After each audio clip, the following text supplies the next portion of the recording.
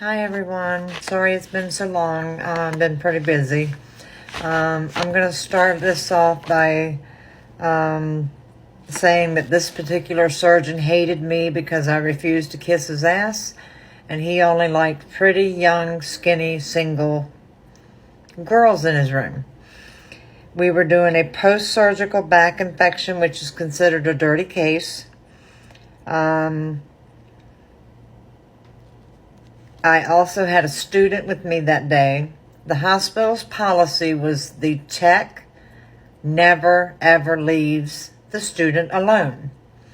You are supposed to stand with them and help them do the case. And that was the hospital's policy. And I am a policy follower. And people hate that.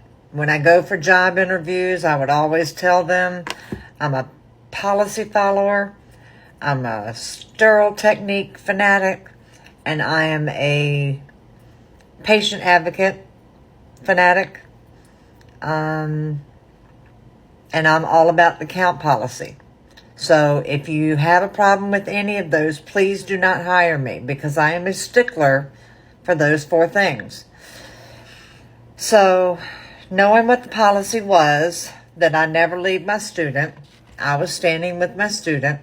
This doctor had no assistant for the case. We were just doing a debridement, so it wasn't a big deal. He shouldn't have needed an assistant. He came in the room, he got gowned and gloved, he started the case. He asked for me, he told me to come around to the other side of the table and hold the patient for him. I tried to explain to him that I could not leave my student and that I would send for an assistant to help him. No assistant was sent, and he started screaming at me to come to the other side of the table and hold the patient.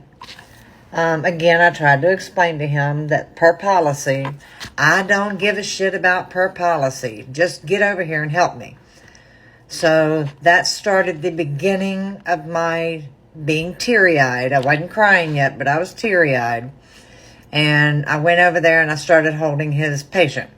Now, I was considered sterile at the time.